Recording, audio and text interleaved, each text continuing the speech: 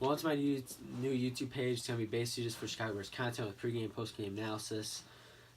Today, I'm going to be talking about the Chicago Bears, who are 3-8, and the 49ers, who are 1-10 matchup.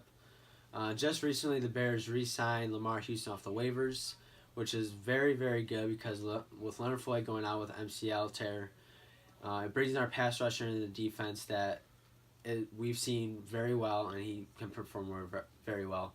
And then Quinton Dempsey just got replaced off the IR. He got injured in the final preseason game against the Cleveland Browns. With all the safeties and corners that are getting injured, putting him back out there is a very good thing to see. And then onto the injury report: Adrian Amos, Joshua Bellamy, Deion Bush, Bryce Callahan, Tom Compton, DeAndre Houston Carson, Isaiah Irving, Roy Robertson, Harris, Josh Sitton, and Dane Trevathan are all on the injury report. Not saying they're all going to not play, but that's who's on the injury report.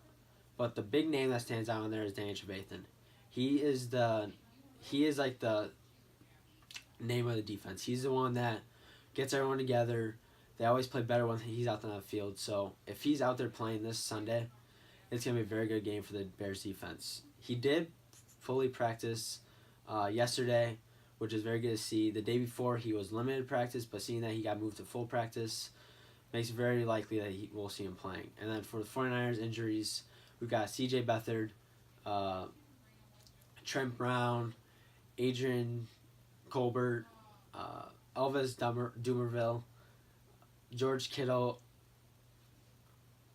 Earl Mitchell, Eric Reed, Joe Staley, Solomon Thompson, and Ahkello Witherspoon. Obviously, I don't know much about the 49ers, but I'm sure there's big names on there which got hurt. But because of how both teams are, like, their records are easily matched, it should be a good game either way. But Bears' key to success this week: Trubisky has started throwing more. He's started throwing more in the last weeks, but we had to get him out there more. And then Jordan Howard has started rushing.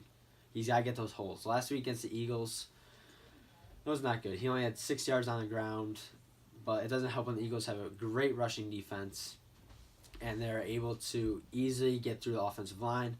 Offensive lines made no holes for Jordan Howard, so that's a must this week. And then Dontrell Inman has to go off. Trubisky has to throw on him. He's a tall receiver, standing at 6'3". He's averaging around 14, 15 yards a game this season, and he's a great pickup for the Chargers. And then lastly, defense needs to step up.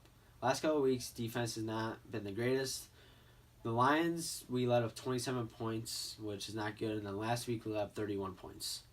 So that needs to step up. I know there's some injuries out there, but just because there's an injury doesn't mean we can't perform well. Just got to be smart, make the right plays, and just go out there and play the game. And then what can't happen this week? Penalties. Penalties are a must not happen. Last week, penalties were atrocious by both teams. Not just the Bears, but to Eagles and Bears. Penalties are half the time reasons why teams lose, because they get put in long yardage positions where they're like 3rd and 20, 3rd and 30, and so on and so forth. But penalties, if we can limit those, the game will go a lot more smoothly than last week.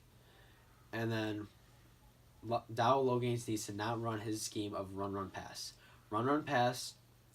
I know we have a great running back who can get Trubisky in short yards position on 3rd downs. But if we can't get Jordan Howard going like we did last week, we can't do run, pass. You're putting a rookie in long 3rd down conversions that you have to make, and you can't do that to a rookie that's a first year. It's just not, you can't do it. Rookies are out there to they're out to see what they can do. And we obviously picked him number 2 in this last year's draft, hoping he can do good things, which he is. Receivers are going down. Injuries like Kevin White, Josh Bellamy, he's injured right now. And just other players. You can't put him in those long 3rd down conversions. And then another thing that can't happen is 3 and outs. 3 and outs hurt, especially when you're in your own territory at like the 10-yard line. You go 3 and out, you're playing on your own end zone, and you're giving the other team great yards position at the 40 or 50-yard line. So that's just something else you can't do. 3 and outs hurt, and we've seen all year the Bears have a lot of 3 and outs, especially last week. We only scored 3 points. We had some good drives going, but 3 and outs were all over the place that game. There's probably at least 10 3 and outs that whole game. Lots of punts. All right, so that concludes my Chicago Bears versus 49ers pregame analysis. My projected score this week is going to be 27-17 the Bears. You can find my YouTube channel under my Instagram page in my bio. My Instagram username is @ChicagoBearsRecaps. And thanks for watching.